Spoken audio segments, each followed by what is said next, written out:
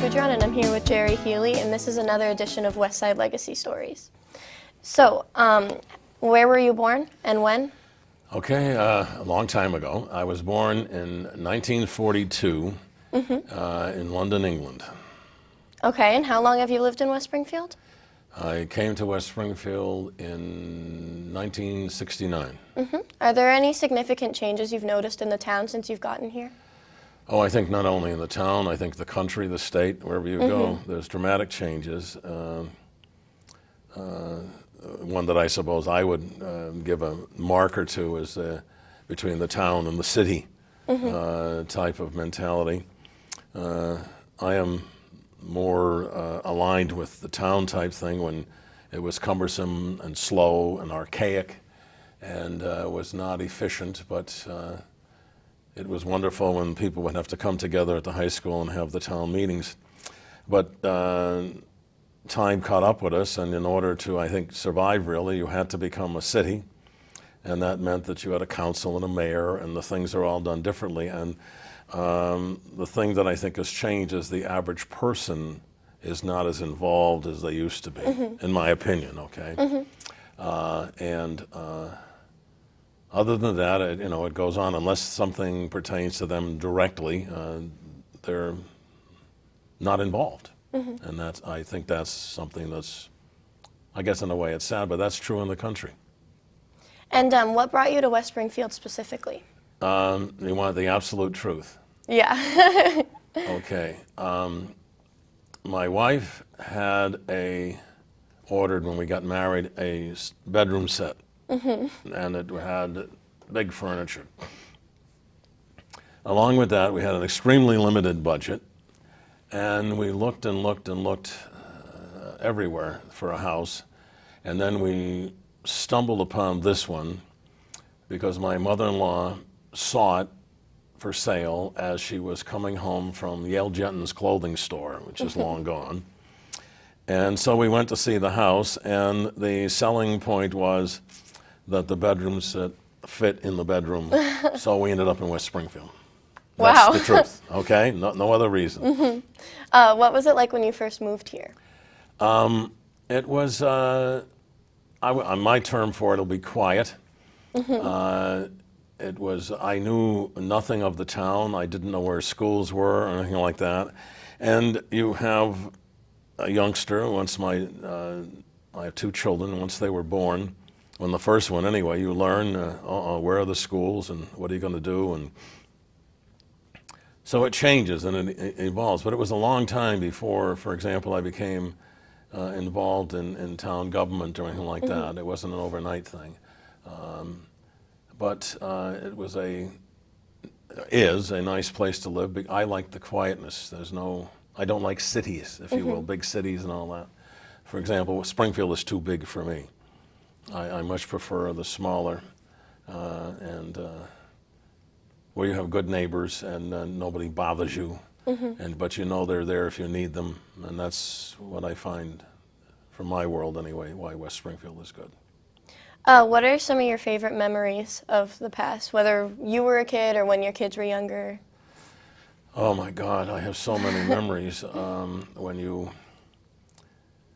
I guess this being a legacies thing, you're talking about things that probably are not normally talked about. I know I can't recall ever talking about this with anybody in town, but I am and it seems sad that you have to use the term in today's world, I am a legal immigrant to this great country, having arrived here in 1949.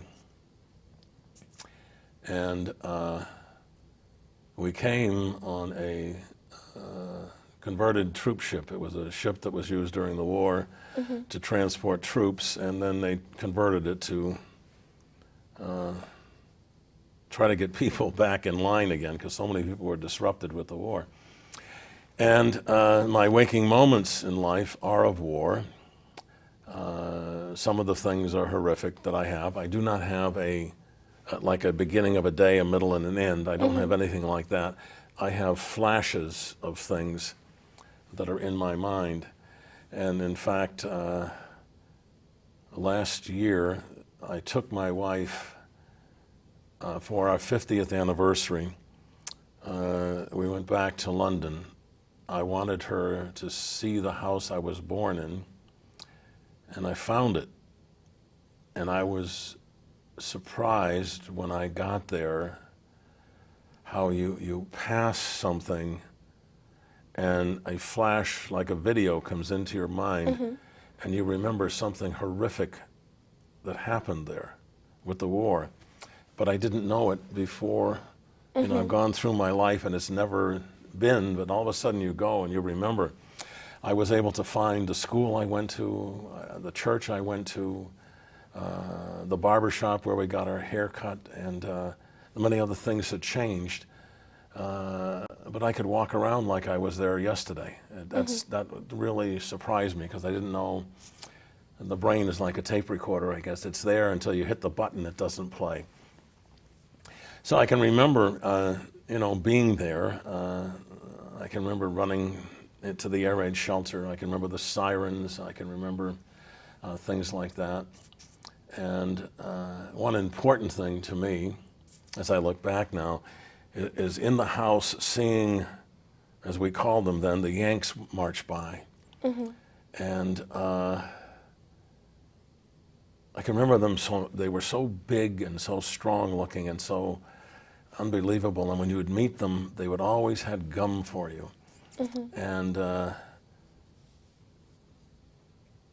now as I'm old, I realize, I remember wanting to be a Yank. I wanted to be like them. But these were the same people that silenced those guns and stopped those bombs from falling on us. And you just never, it's there all the time. In fact, when I made a point of going to Normandy in France, knew none of their names, but I knew, at least I imagined, that many of those that came by my house and went didn't get home. And I just spent time with them. So we got to come to America, and mainly because I had an uncle who lived in Holyoke. He had emigrated years before, had not heard from my family throughout the war, didn't know if we were alive or dead, and came back to England and found us, and convinced my parents that they should come to their third country, having started in Ireland, coming to England, and now they were going to go to their third country. And so we did. We got on board a ship, a converted troop ship called the Marine Tiger, and we came to the country. I did not know it then. I know it now, that we were in the group that was the first group, number one, of Irish people that could come as a family, as a full family unit. Prior to that, it was generally the father would come, work in this country until he had enough money to save to send for the family to bring them. So there was always this separation. And I remember the day we went to the I guess mess deck is what I would call it. And they had the table with the green, like a pool table green cloth. And the captain of the ship was there in this full regalia. All I can remember was gold all over the place. And he called each family up to the table. And my father steered us all up to the table, and he was there, and he asked my father some questions and all that, and then took all of the paperwork that we had, and he made a statement about that, you're Irish people, don't forget you're Irish people, and that you're coming to America, and took all of the paperwork and had two inkwells in front of him. One had red ink and the other one had green ink in it. And he took the paperwork and took the red ink, and all of our papers, it said British subject. You couldn't come to the United States because the United States had not recognized Ireland, the south of Ireland, if you will. So he wrote and put red lines through, and then took out the green pen and wrote in Irish on every one of them. And Again, did not know until years later that was all because of an actress called Maureen O'Hara, which I'm sure you don't remember. No. And Maureen O'Hara is Academy Award-winning actress, died a year or so ago, and is buried in Arlington National Cemetery. She was in this country, and she had a daughter. She was married to an American, and decided to become an American citizen because of the daughter. And when she went to fill out the paperwork, she had put in that she was Irish, and then they told her in the immigration department, no, you can't do that. You've got to take that out, and you've got to put British subject. And she said, no, I won't do that. And they said, well, you can't become a citizen. You can't file your papers. So she said, then I won't. And then she left and went and got some lawyers. She had the money to do it, and they fought it. And it went to the Supreme Court, and I think it was finally settled in, I'm going to guess now, 45, 46, 1945, 1946. And she won the court case that allowed the Irish people to, so then she immediately filed for American citizenship, putting the word Irish in. And all the paperwork, it took years to get that done. And then the families that started to come in, they could come as a unit. We were one of the first. And to be able to call ourselves Irish, Irish citizens, Irish people. And that was very important to us. And so we came and we started our jaunt. I remember getting into my, as we called it, Uncle John Dowd's motor car, because it was, a car, we had to call it a motor car. And it was the original Griswolds. I mean, if you can remember that movie, we just packed us all in, my uncle, 4 kids, my father and mother, and all the luggage, whatever we owned, into the car, and off we came up to Holyoke. Wow. And, and then you had the normal problems of childhood. I remember, particularly in today's world with what's going on, how life repeats itself. You know how recently they had the problem in Hawaii. Somebody hit the button and said, oh my God, we're all going to die, right? Because there's an incoming. I was in 1949, I started school in the 2nd grade, and I didn't read the papers and keep up on the news, but they at that time were concerned about a nuclear bomb was going to drop or something like that. So in the local fire station, they put a siren in. And they decided at noontime every Friday they would blast the siren so everybody'd know what it would sound like. It's only a drill, but if it comes at any other time, we'd have the duck and cover, if they called it. I was in class, I'll never forget it, and the siren went off. And I immediately looked at all the windows in the classroom.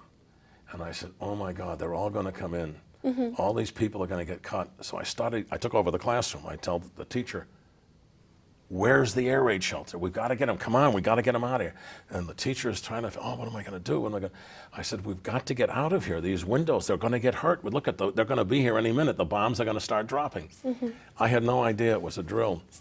And they finally, dragged me out of the classroom. I was screaming, get to the air raid shelter, get everybody to the air raid shelter.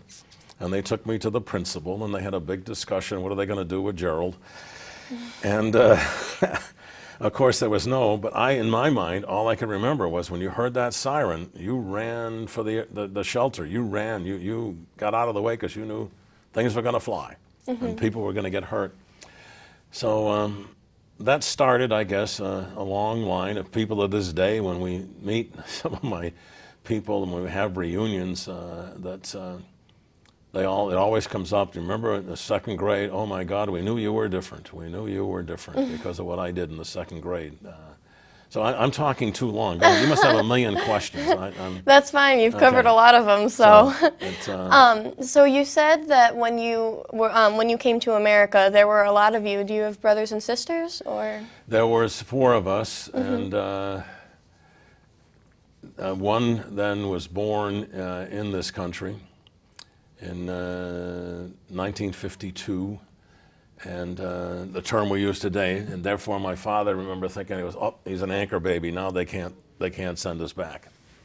And that became, how do I say this again, when you first come, how you want to do good and you want to do right, And to show you how fast time goes by, on Northampton Street in Holyoke, there's a school. It was called the Lynch School. It's now closed, okay? Before that was built, there was a thing there called the Tavern. And I guess it was full of historic things. They always had the term that George Washington slept there. I don't know if he did or not. And I remember after school one day in the fall, now this is 1949, I'm new, we went up to the ball field there, Anniversary Field, to play ball. And the big kids, the sixth graders were there. And they came to us kids, I remember my brother was there and then said to us, they've asked us to help because they're going to take this thing down and they're going to build a new school. Would you help us? So I'm not knowing anything, and my brother not knowing anything. We said, sure, we'll help. What do you want us to do? Well, they took us over to the Tavern, and they told us they want us to start tearing this place down. And I remember saying, really? And we were too small to get in the windows. So the sixth graders lift us up, and in we went, and the kids were there and just started smashing all the windows, everything out. Remember, we found a horse, like a sleigh that you have a horse, you pull. Yeah, yeah. And they had this beautiful ornate stairwell that came down.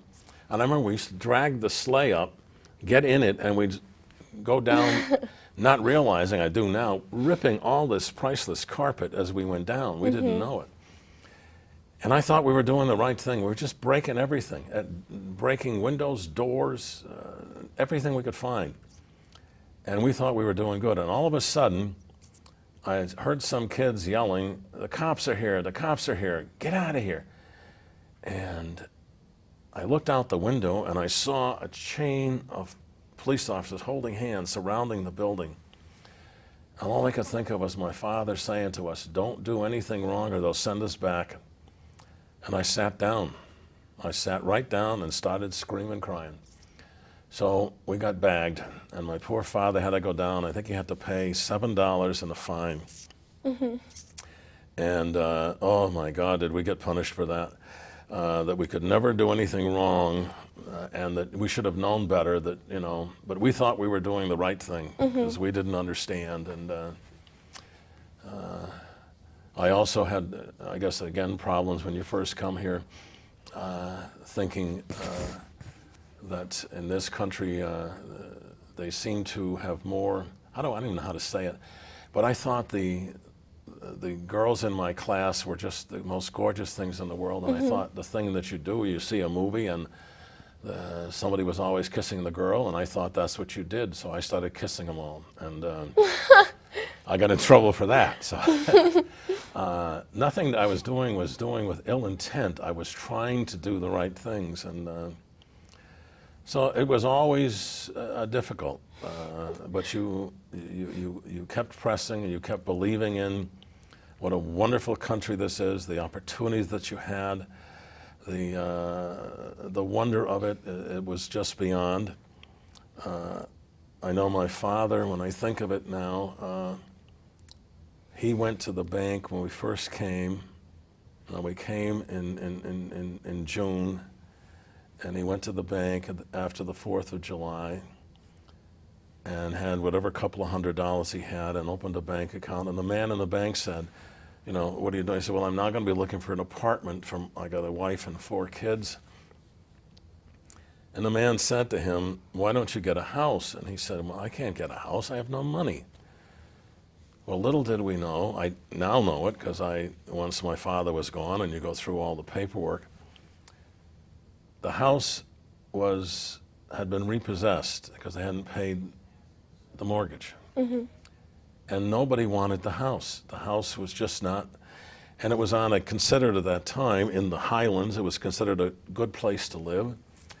And they offered my father if he would take over the house. And I found in the paperwork that they actually found the previous owner in New York State somewhere, and he signed the house over.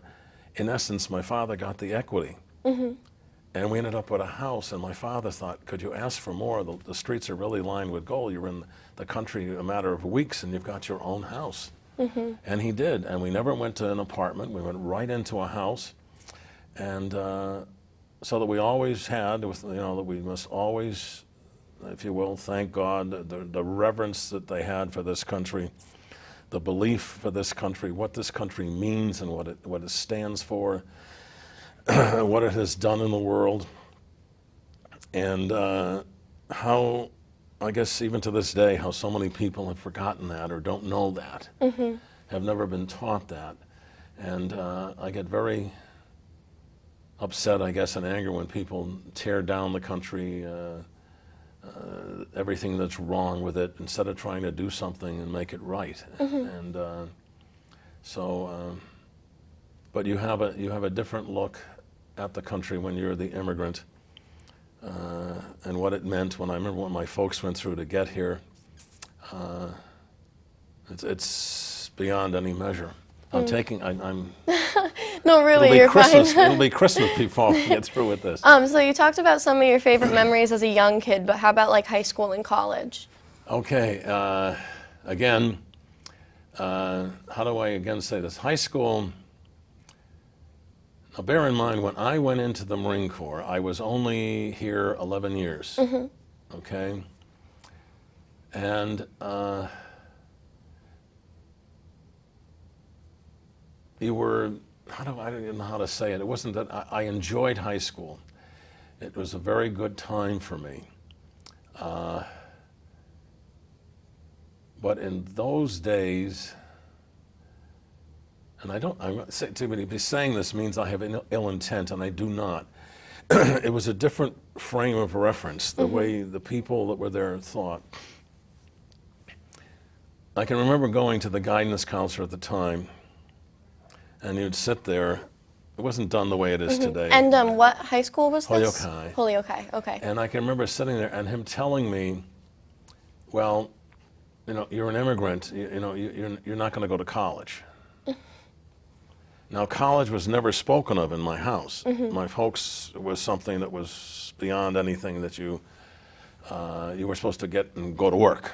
You know, and my father's belief was if you didn't work with your hands, it wasn't worth something. In fact, I'm off my subject, but my father, I remember when I told him that I accepted a position at Westfield State, I was going to be a professor there. So he looked at me and he said, a professor, and he says, oh, what do you do? I says, well, I have a class, I give a lecture. And he stopped me and looked at me and he said, do you mean they're going to pay you for talking? I says, well, yeah, I guess. He said, keep at it, boy, keep at it. Because to him, it wasn't work, if you're not doing something with your hands. So in those days, it wasn't, I can remember always wanting to be into, we used to call the, I don't know what the classical program as opposed to the regular program. And I always wanted to go into the classical classes, and the people that would say, oh, no, you got to go over here into this. I didn't realize it, but they treated the immigrant different. Not by malice. I don't mean anything. There's no anger in my heart or anything like that for them. And it wasn't until I got into the Marine Corps that I realized, oh, that's what they did. I got to take control of my own life. And that's when I started to say, well, I'm going to go to school. So then going to school meant that I was going to college, starting college when I was 21 years old, almost 22. So it wasn't like going to college like most people would do. And after I did the first 2 years, I was then married. So now I'm married, and so you're going to school is different, okay? I wasn't into it for the party or the dances or anything like that. I was in there to get what I needed to be able to make a living. So it was not so much that.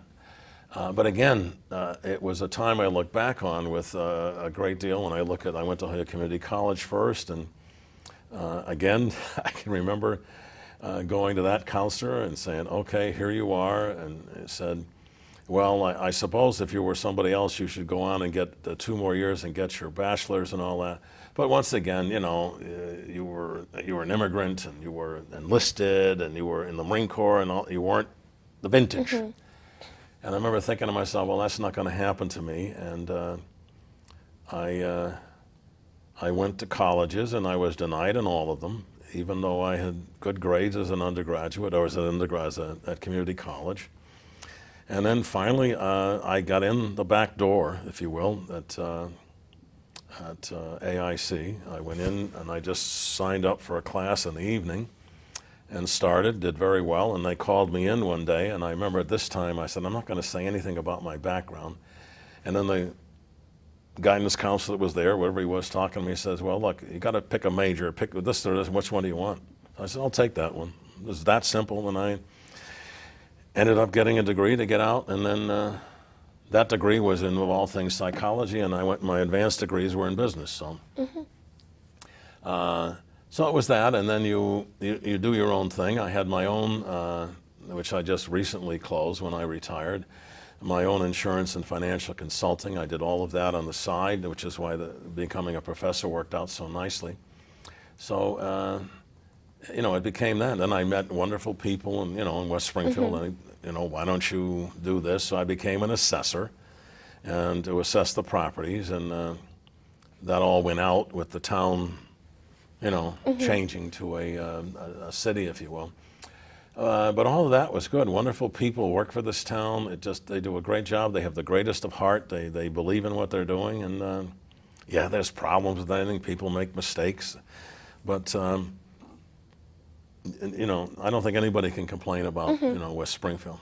So as a kid, I know you ended up a professor, but is that what you had in mind, or was there something else? No, it was not anything, again, because of the way you were brought up. You were right. To be aware. In fact, to this day, I tease my wife about it a lot because she can't look in any direction in my house without seeing something I've changed.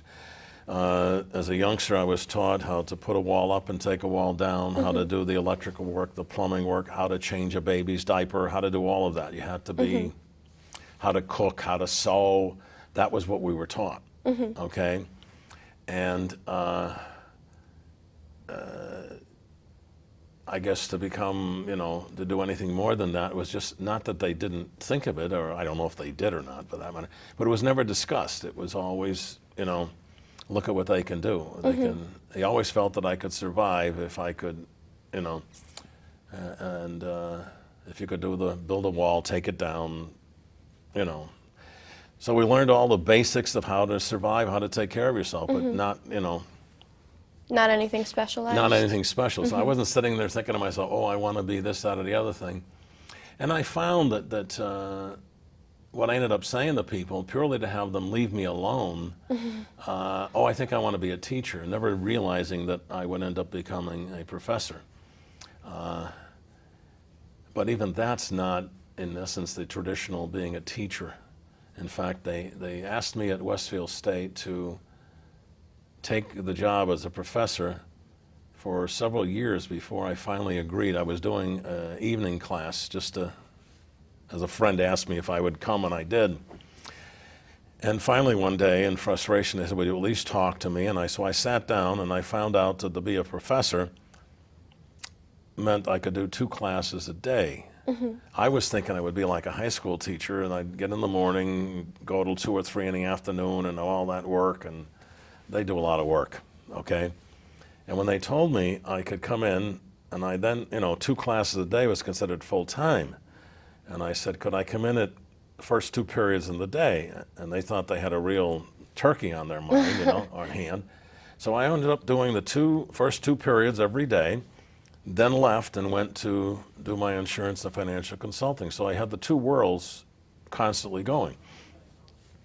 And they never interfered. And before I did this, I had to pay my own insurance and my own retirement, and this, that all shifted to there. So plus you had the winter break, you had Christmas off, you had the summer off, and it all blended nicely. So, but it was totally serendipity. It was total serendipity. As I find with most of my friends that I know, very few sit there and say, I'm going to be, for example, I always use as my example in my classes Colin Powell, who went to the City College of New York and needed an extra class to graduate and took the ROTC. That brought him out of the city into the woods, and he said, geez, I like being here. So he ended up taking a job in the Army, figuring if I stay here 20 years, I'll retire as a lieutenant colonel and I'll go on with my life. You could not tell Colin Powell you're going to be a Secretary of State. Nowhere in his mind. Right. If you told him, you're crazy. Okay? He just knew he wanted something better. That's all. That's the way I am. That's the way most people are. Okay? Get something better, because no matter what it is, you're going to have to do something. Okay? And if you like baking, then damn it, be a baker. You understand what I mean? If you like writing, then write something. If you like singing, sing a song. So what led you to the careers that you had? I would say more than anything, serendipity. There, for the grace of God, go I. Everything in life, when you go, like when you decide, how do I say this? I'm being a professor. If you want too much, tell me to shut up. Once you decide something, you see it, and now you can decide. I don't think I ever didn't see it before I decided. Understand what I mean? Yeah. I call it the theory of the little yellow car. Once you buy a little yellow car, you think, wow, look at this, it's so unique. And then you drive home, and all you see are other yellow cars. Some look like yours, some are different, some are two-tone, but you're not seeing the red ones and the green ones and the black ones and the blue ones. You're seeing the yellow. Why? Because you've made a decision. Once you decide, then you start seeing things that have been going by you all along that you never have before. And that's in essence what happened to me. I saw this and I says, wow, you mean I could do 2 classes a day based on what I had learned with business. And when I went to Westfield, it was a hybrid they did. They wanted people, for example, we had an accountant who had an accounting business that taught. We had a lawyer that had his legal practice that was there. I was doing the finance, who had an insurance and financial consulting. I came in. Okay, there was a production guy who worked in a mill who came, and then you brought in we call them the eggheads, those that went only to school and got the degrees and did all the various things. So you had a hybrid. And that's how it came to be. And any more than when I became an assessor, I'd stay there, whatever I did, 16 or 18 years. It was never, oh, I'm going to be an assessor. I didn't even know what the word assessor meant, for God's sakes, when I first, you know what I mean? It's all you know is you want, wherever you are, how do I say, always try to make the person that you encounter feel better about themselves after you leave them than before. Then this is why you're such a good interviewer. You get that? No. But and that's how it becomes. And that's why I'm saying serendipity. Too many times, I will say this, you're high school now, I really do not like pounding kids. What do you want to be when you grow up? And you get pounded and you get pounded and you get pounded. I'd rather say to the kid, when are you most happy? What are you doing when you're happy? Have you tried something you've never thought of doing? Go and see if you'd be happy with it. Eventually you'll find something will hit you. So you've kind of already answered this one, but but what are some of the most important lessons that your work life has taught you? What your work life has taught you? My work life has taught you consistency, work. And now I came today, let's just use the example of myself here now. I had no idea what this was going to be. But I kind of dress the way I do when I go to class. Far too much today, how do I say this? I'm going to be criticizing most of your teachers here when I do this. Now remember, I'm an Irishman and I love potatoes, okay?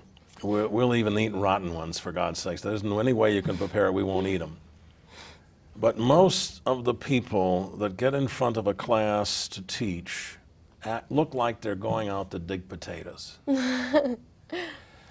When you have something, let's say you buy something very nice for something you care about, and you want to give it to them as a gift, what do you do with it?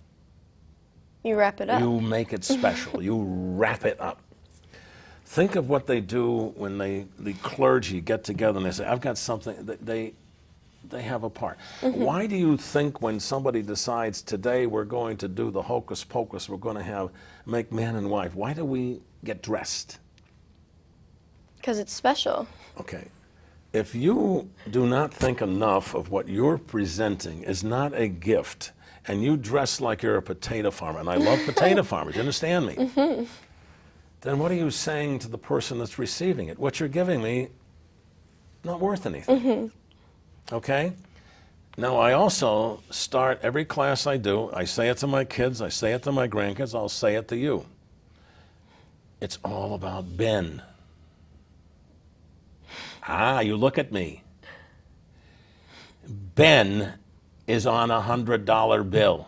Oh. Oh, you right now, a sophomore in high school, should have in your pocket Ben. Now you're free. The secret of Ben is to never spend him. The secret of Ben is to find something you can do that will allow you to bring Ben to you. Then I want you to get a Ben for every pocket. And if you get kind of woozy about Ben, oh, I break him too often, you go out and you get General Grant. He's on the 50. You get two of them to guard Ben. So if you have a problem, have the general take care of it. And you always bring Ben home with you. Now, no matter what you get into, whatever you are, whatever, most of the time, you could buy what you see, but you can get out of any problem you're in. You can hire a cab, you can get a bus ticket, you could, right? You're absolutely, whatever you think, Ben gives you that. And everything I try to do when I impart to students or anybody else, get yourself a Ben. And always have a Ben in your pocket, no matter what. In fact, my two granddaughters would always be, if we'd go to get ice cream, I'd pick them up from school. I remember one day in particular, I took out my wallet and I said, oh my God, I'd already ordered the ice cream. They were already licking it. And I looked at the one, I says, my God, do you take credit cards? I don't have any money. The youngest one looked up at me and said, Papa, take out your bin. I did. Took out the bin and paid for 2 ice cream cones. What happened to the rest of that? It vanishes. That's why you keep Ben with you. Always, and you go out and make another Ben, another Ben. The Ben is what sets you free in the world we live in. I want you to have it. So I believe that when you go to work, you always give it your best and more. Give more than you're asked to give. And never worry about who gets credit. Never worry about, it's like even doing this, I was surprised I was asked to do this. I don't have reams of, like you say, resumes or pictures or here's my history, aren't I wonderful? No, I'm not interested in that. I'm interested in making your world better, the next person's better, and if as a result of that, it comes to you. Okay? And that's what I've always done. In fact, even this parade we put on every year in Holyoke, the second largest parade in the country, is not for, we get no gain from it, but you get paid an awful lot when you go down the street and see the kids' eyes. When you see big eyes, you know you've, that's all it's about. And that everything else in life is that. Okay, so I think that we're going to take a break just about now. So when we come back, we'll be talking about the historical periods that you've lived through in your family, and just a quick reflection before we leave. Yeah, I'm sorry. So we'll be right back. Welcome back to another edition of Westside Legacy Stories. Once again, I'm Michaela Kudron, and I'm here with Jerry Healy, and we're going to skip ahead to historical periods. So do you recall how your family was affected by the Great Depression? How would I say it? No, I don't, because I came more into it with the war, with World War II. It was more of an impression on me than the Depression. And you take my folks who, they went through the troubles, if you will, in Ireland in the early teens, if you will, when they were born, with the fight for Irish freedom, with the black and tans from the British, and the lingerings of although they weren't involved directly in the famine, but the lingering problems of, food was an issue, as it was for my parents, and the reason we came here was the food.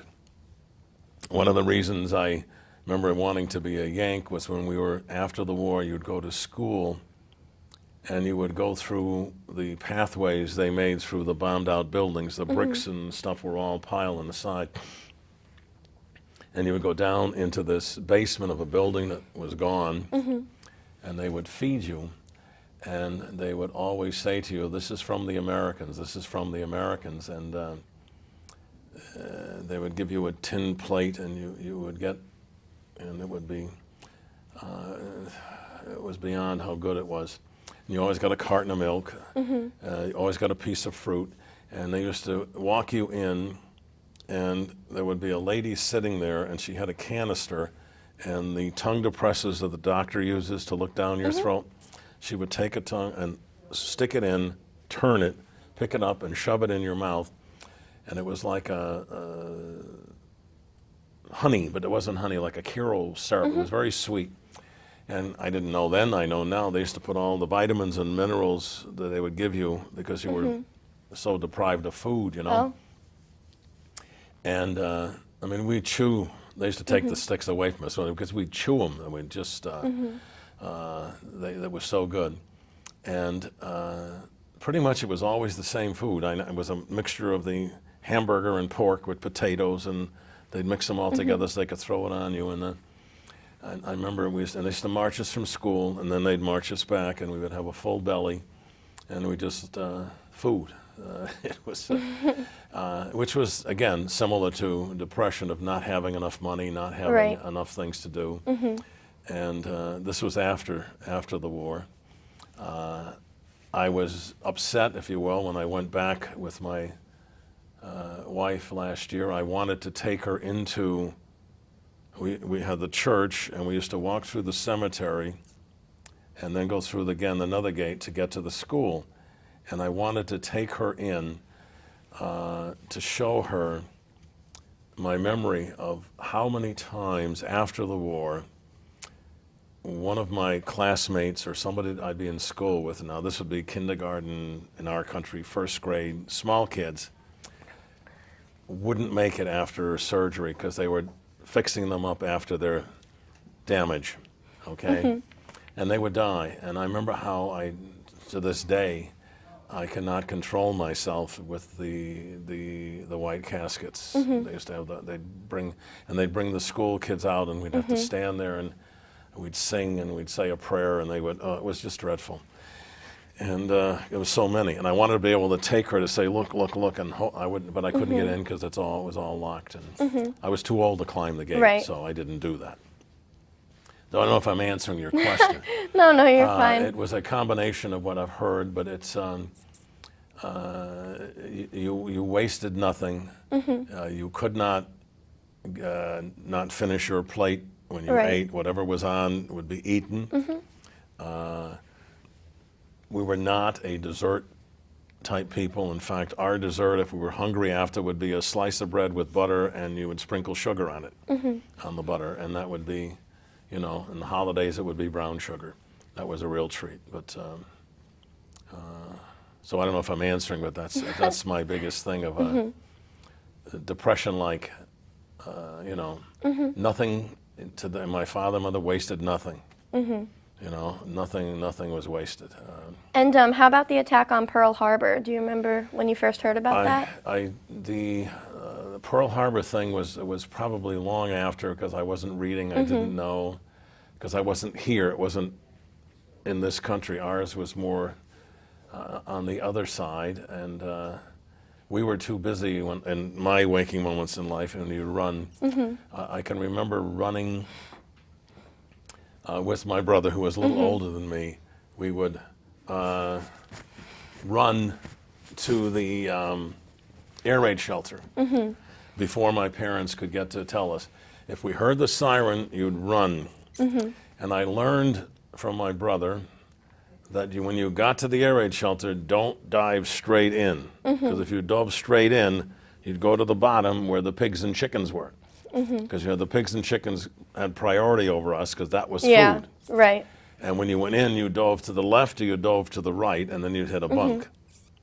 Okay, and you had, this Quonset-like thing with the sandbags over it, and you'd go into it, and that's where you'd go, and sometimes you'd spend it, the ground would shake, and the noise would come. I can always hearing the drone of the engines and then the things would start blowing up. And our house, particularly, our house was hit 3 times Wow. during the war. My father, when he was, as he always talked, at the transom window above a door, he was blacking it in when the thing came. A bomb hit near and knocked him off the ladder. He ended up breaking a kneecap. They took him to the hospital, and my mother had my 2 brothers and myself. My sister had been snuck back to Ireland. My mother brought her back to Ireland to put with her mother because she was old enough. My brother and I were, I should say there was only 2 of us at the time. My other brother was born right after the war. We were considered expendable. We were too young to be, we needed too much caring. How am I losing my train of thought here in a minute? But we would go to, the air raid shelter was there. It was so real, and I've lost my train of thought. Forgive me, it's gone. But I do remember the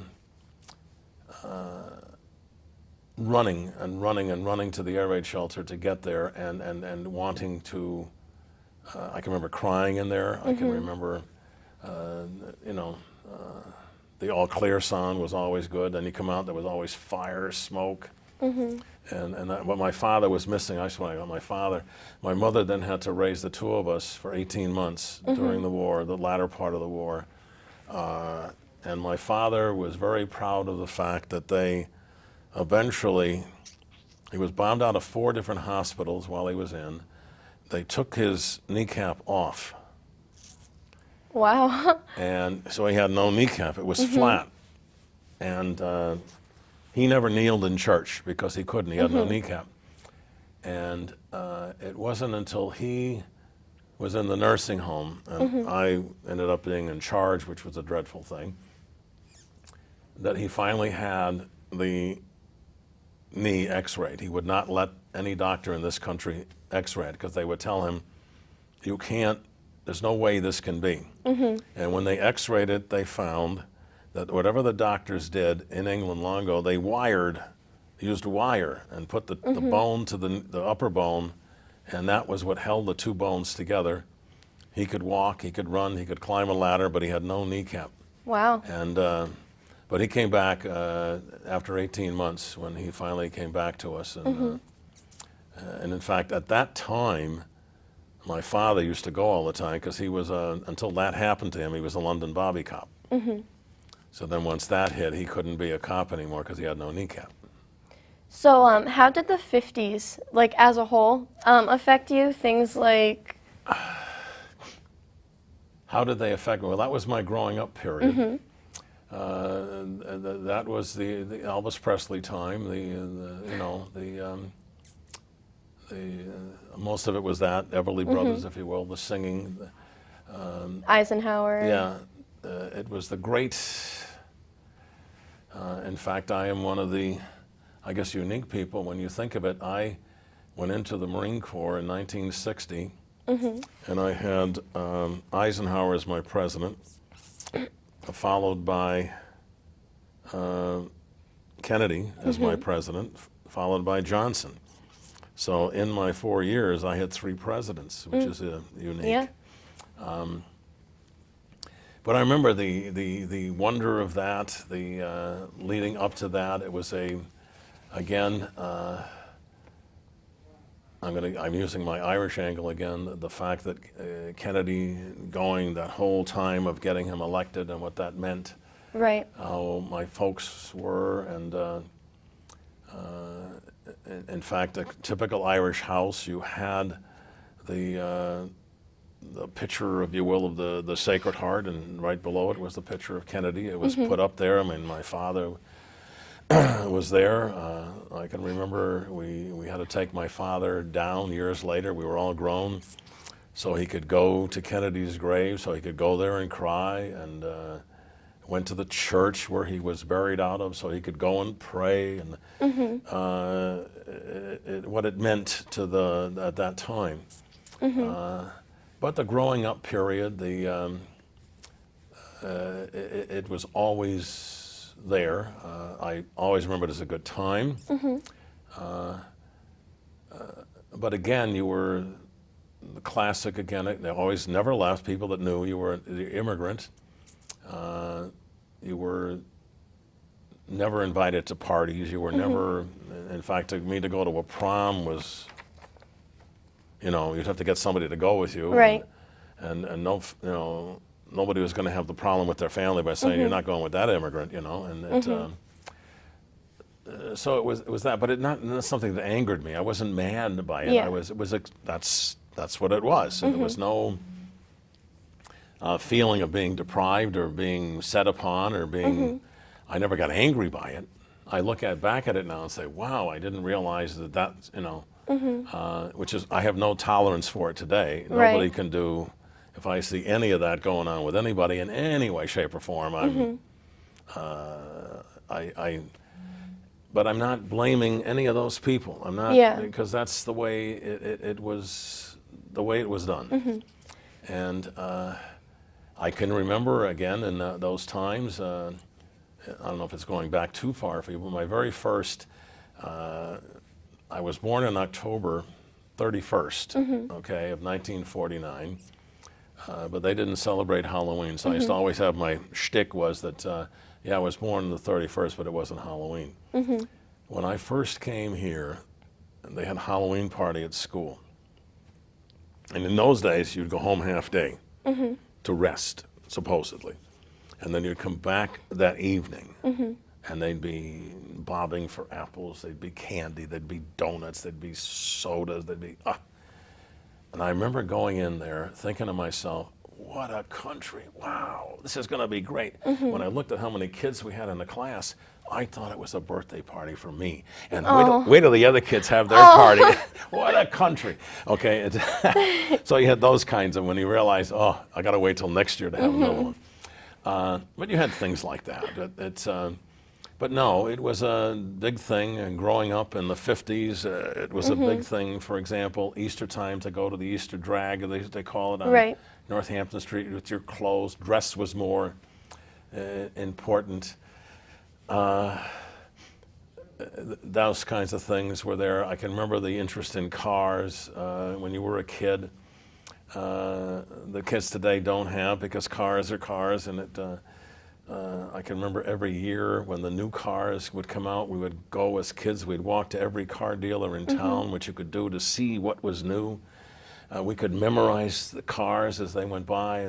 That's a 52, that's a 57. Today, I don't know what year any car is. So more about the 60s. Yeah. How about like Martin Luther King and the space program? Okay, those things I was in the Marine Corps with. I can remember that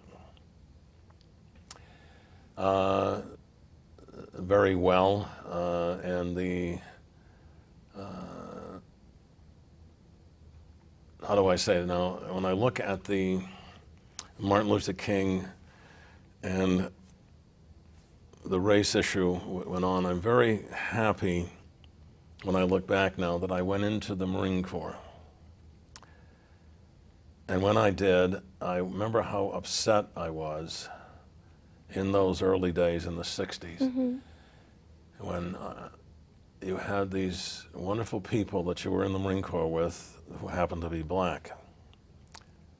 One in particular was a sergeant I had. And yet, if he left the base, he couldn't get a cup of coffee. He had to sit in the back of the bus. If he went to some place, there was a, as they call it, a colored fountain and a colored waiting room and a white waiting room. And how, if they would go off base, for example, if they lived off base, how it would be the gauntlet they would have to run in their car, hoping that they didn't get profiled to get stopped and get ticketed before they got home.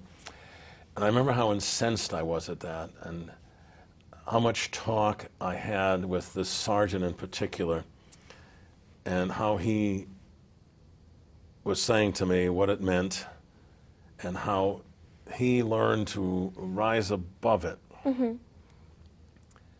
And his way of doing it was, He wore the same uniform as the rest of us, but nobody else pressed it better, wore it better, took care of it better than he did. And he also used to spend his waking moments with a dictionary and a thesaurus, listening to, like, Winston Churchill speak. And he used to practice big words, as he called them. So when he'd have somebody that was above him that wanted to give him a hard time because he was black, he would answer them with monumental words that they didn't comprehend or understand. And he had this deep baritone voice, and he could talk, and he was a great actor. It blew them away. They didn't know what to do with this guy. He was rising above it. They had to accept him as being different because, yes, he was black, but, well, this one, you know? And in the height of all that, I'm very happy I was in the South to see that. I did have a friend of mine who was my team leader on my first Mediterranean cruise. I had gotten injured when we got back to base. They had sent me out to the beach, believe it or not, for R&R, as they called it, to get myself that well again. He was coming with a bunch of guys to come to see me out at the beach. Had an accident, he was killed. And they asked me to escort his body home. And I remember I was 18 years old, and we had to take him on a train with no air conditioning. It was July, into Mississippi. And I got to see with my own eyes poverty like you just can't imagine.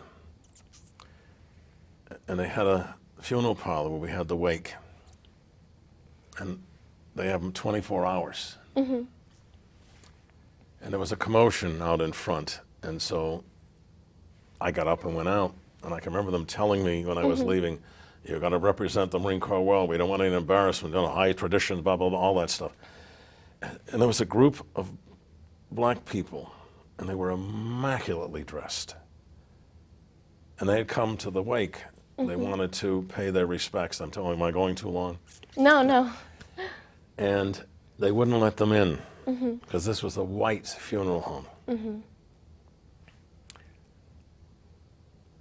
Now, I didn't know I was breaking the rules when I did it. I went down the steps and went over to the people and spoke to them. And when they found out that I had just done a cruise with George, they were thrilled. They all wanted to talk to me. They all wanted to shake my hand. And then they asked me to join them, and they had this elderly man that I'm assuming he was a preacher. He read some prayers, and this elderly woman was there, and she said, they won't let us in there, so we're going to pay our respects out here because we rise above it. And I remember thinking, geez, that's what my sergeant says, rise above it. And they sang, and I'm holding hands with them. I couldn't sing because I didn't know what they were saying. They were singing and praying and all that. And I didn't realize I was the only white one doing it. I just didn't. I did it.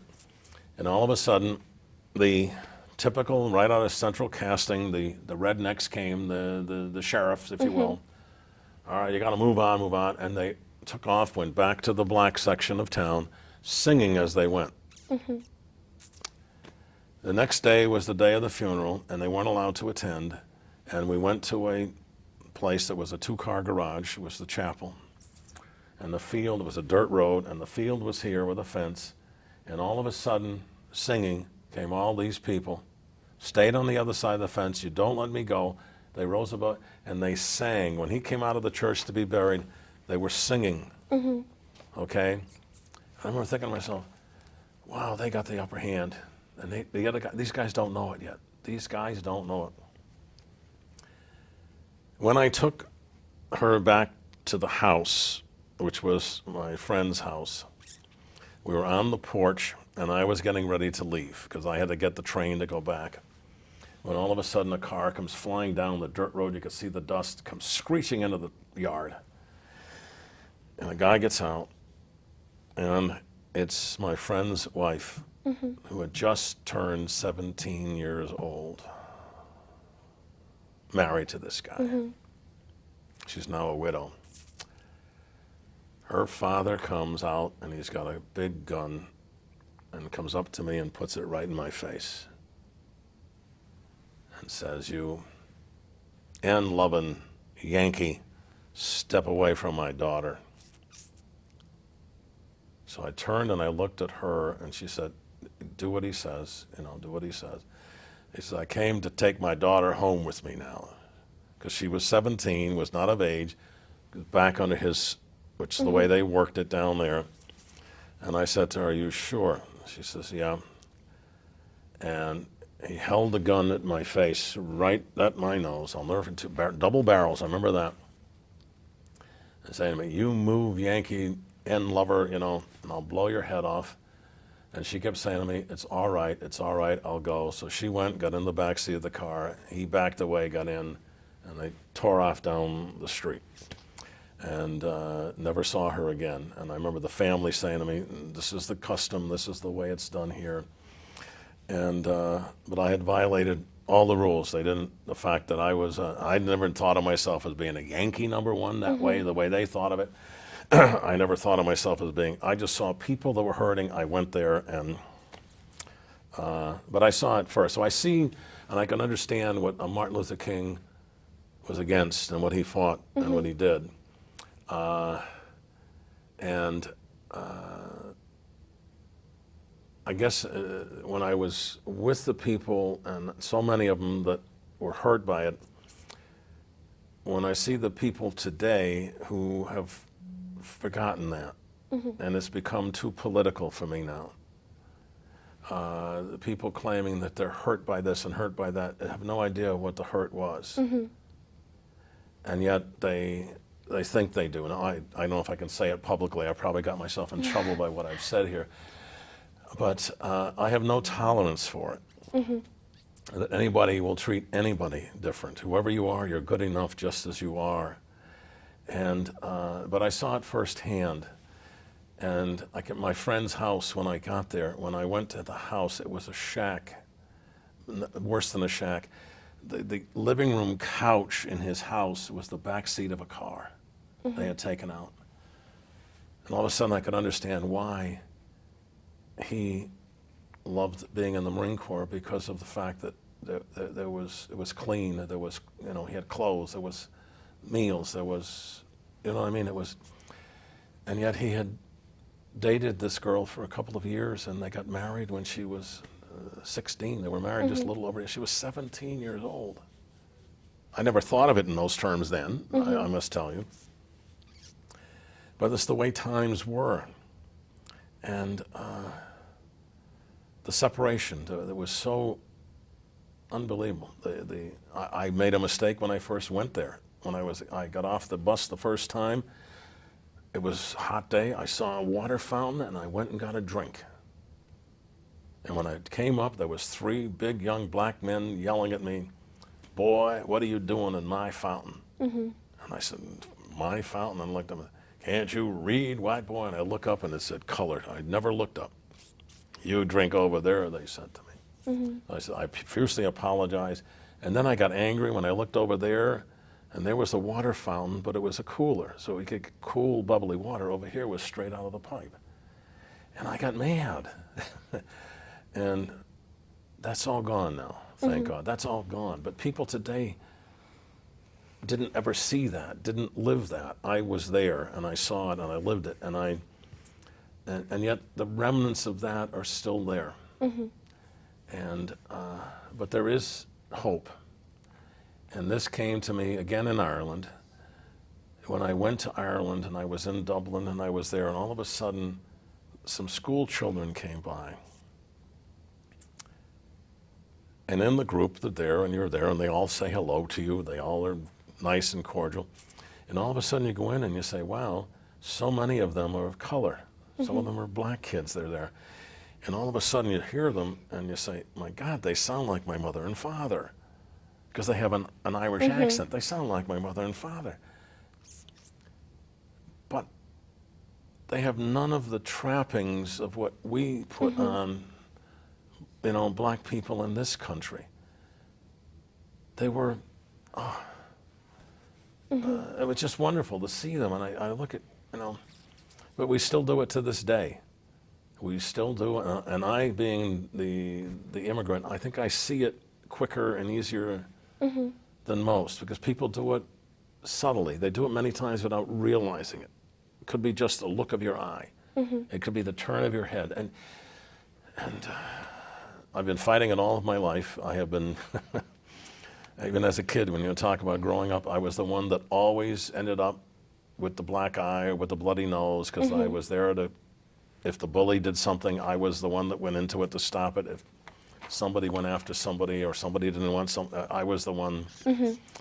And many, many lumps I would have. I became known as that, so it's Well, on to a more positive subject. go ahead. I didn't mean to make it negative. No. Because It we've was come a long way. important. We've So that's become yeah. such a long way. Compared to what it was, it's just. But I'm one of those who saw that. Well, Okay. we're probably going to segue into family now. So can Okay. you talk about how you met your wife? Oh, I got to tell you that? No. I was out of the Marine Corps, and I was enjoying myself. And I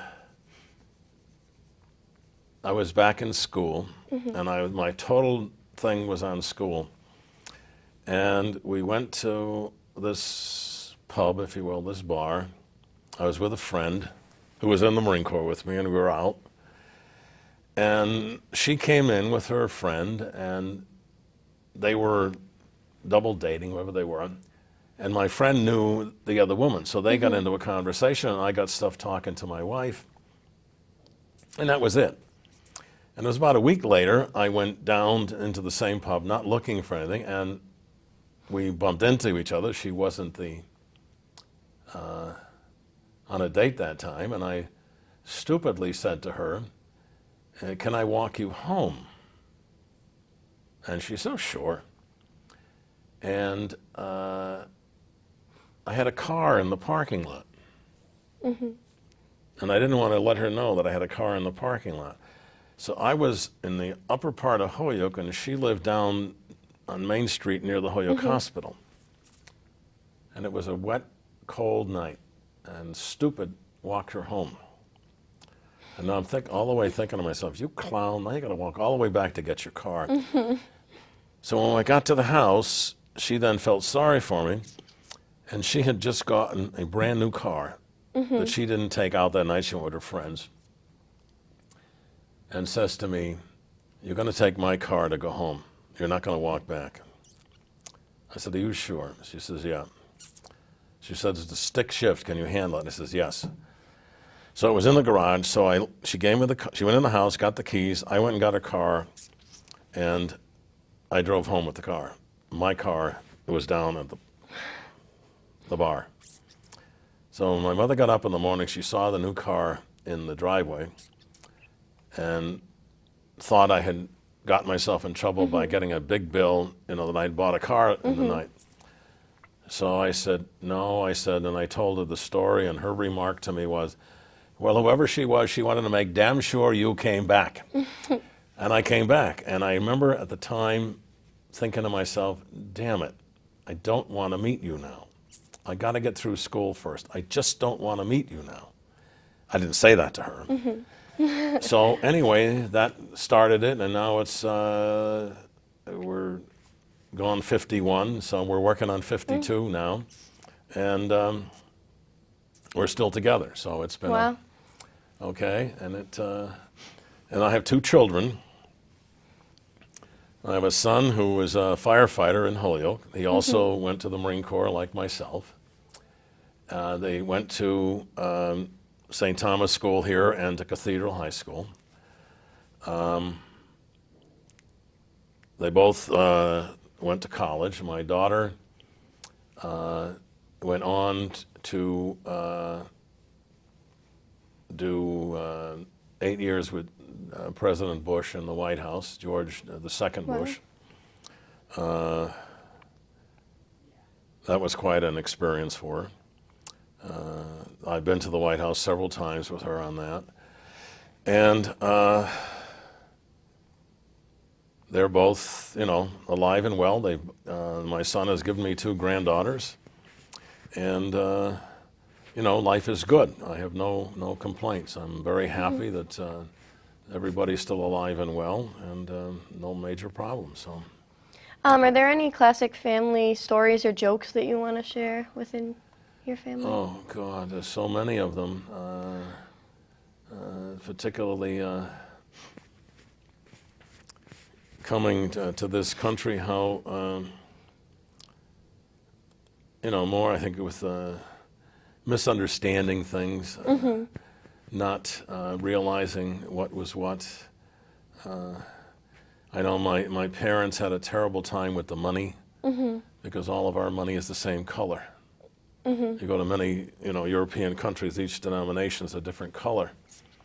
So you can pretty much understand the money by color. If you were illiterate, you learned the colors, But here you had to, read the bill, and the coinage was a problem. My mother's first electric vacuum cleaner was a problem in that she kept rubbing it on the rug, and it didn't work until it was explained to her you have to plug it in. I mean, things like that. Yeah. Or just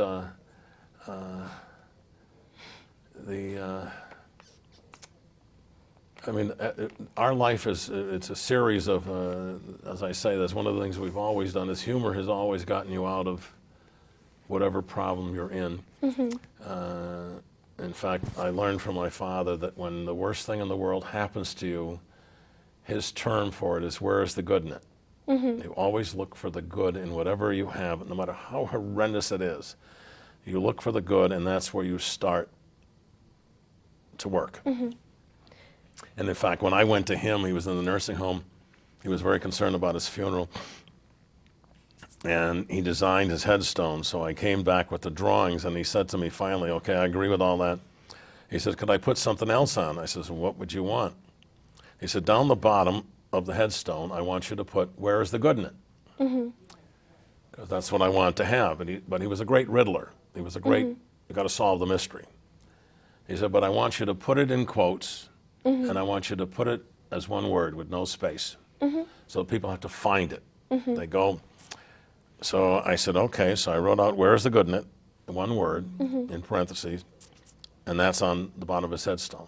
And now I still have people, they go to the cemetery for somebody else, they go by and see my folks, and they tell me, what's the Irish word in the bottom? What's the Irish word in the bottom? And he always wanted you to find it, discover it. Once you see where is the good in it, you can't see it other than that way forever, ever. But it was always a joke, always a, and humor was always a major part of it. And when you had something and you went for the good in it and you started to work, then you always got your way out, because you're always going to have the bad. You're always going to have things that are going to go wrong. And in fact, almost never do we get a perfect day. Something is always going to be wrong. There's the water isn't running. You got a flat tire. There's no toilet paper. Something is. So I'm assuming that was one of your most important life lessons, Yes. right? What were some of your happiest moments? I think probably if I was to say that was becoming a father, realizing the entire reason we have civilization and that is to do that, and then having it become amplified so much when you have, grandchildren, and to see them. I'm lucky enough to see them, growing up. So besides nothing of having, the fact that my wife and I are together and that we still kind of tolerate each other, I guess. But that what I would have to say is and then just all of their achievements that come with it, But nothing compares to that when you want to scream on a mountain, but you can't. But you just do. You feel there's a fulfillment to it, So who are some of the most important people of your life? Quite naturally, I'm going to say my folks. Of course. My folks would be the most influential in my life. I would have to go back and talk about my black sergeant, Sergeant Owens, who was a great influence on my life, particularly in a very troubled time in our country and we would sit for hours talking about it and what he went through, and then understanding what was involved. I would put him as a pillar. And of course, my wife, who has been more than a rock. And then those I would say are the biggest ones. I mean, so many other people have influence on my life. There's mountains of them, or armies of them, and I wouldn't want to. So let's call them as the major ones. But almost everybody I've run into in life has made my life better in some way. Even you. Okay. Thank you. And what were some of the proudest moments of your life? I would say that one of the proudest, I think, was coming here to have a chance at being a Yank. And in fact, when I think of my father gathering us on the gangplank, or gangway, we were there, quarterdeck as they call it, and he gathered us all together, and I'll never forget him saying to us, as if it was today, now, I remember saying to us, I want you to understand, I'm giving you the greatest gift I can give you. I'm giving you America. But you've got to remember you're Irish. And Irish people march. And he said, that's what we're going to do. We're going to march into America. And we went by age. Now, I had my first parade then. He went first, my mother, and then my sister and my brother. I was next, and my youngest brother. And I was given the extra duty of holding his hand to make sure he didn't fall off the gangplank on the way down. And we marched in to the country. And that was, very impactful. Because later in life, all of a sudden they became a parade, which became an important part. I didn't know that at the time. And so I know that's one. What was give me the question again, see if I can think of another one. What were your proudest moments? That was a proud moment. I think the proud, again, moment to be able to get through and graduate and get my degrees. I do remember when I was driving home, I probably shouldn't say this, from Westfield, after I had agreed that I would go and become a professor there. I remember thinking, I wish I could drive from here back to my high school guidance counselor to tell him that I couldn't go to college. But he was dead. I remember thinking that. I would love to be able to do that, not to retaliate, not to, like that, but just I wanted to do that. So that was a proud moment. And again, you retire, you become a professor emeritus. I'm very proud to have somebody call me to come back to think that the old horse can still do something in the classroom. Would you teach again? I'm proud that you guys asked me to come here and do this. I don't need much to make me happy. I mean, it's my threshold is a good cup of coffee in the morning. If I get that, the rest of the day is fine. So I don't make monumental things that people have to do to cater to me or make me happy. So probably our last question is, how would you most like to be remembered? Oh.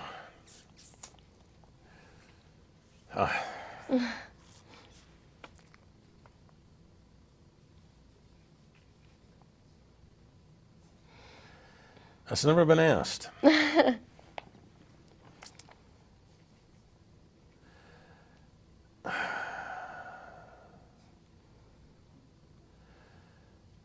I have a mantra that I have always used. Usually when I leave people, when I greet people, and I'm known for this. And I've been warned that I shouldn't use it because of the society we're in anymore. But if I was to be known, it would be that mantra that I've always done, and that is, know you are loved. And I don't think enough people hear that. And when I have people, usually when I'm, goodbye is not goodbye, my generally is know you're loved. And people know me by that. People know when they come, they say to me, know you are loved. Then I know it's having an impact. So I've never been asked, and that one floored me. So I would have to say that I would want to be known for that, just simply the statement, know you are loved. If more people knew that, the world would be better. Well, thank you for being here today. And once again, I'm Michaela Kudron, and big thanks to Jerry Healy for being here today. And this has been another edition of West Side Stories. Tune in next time.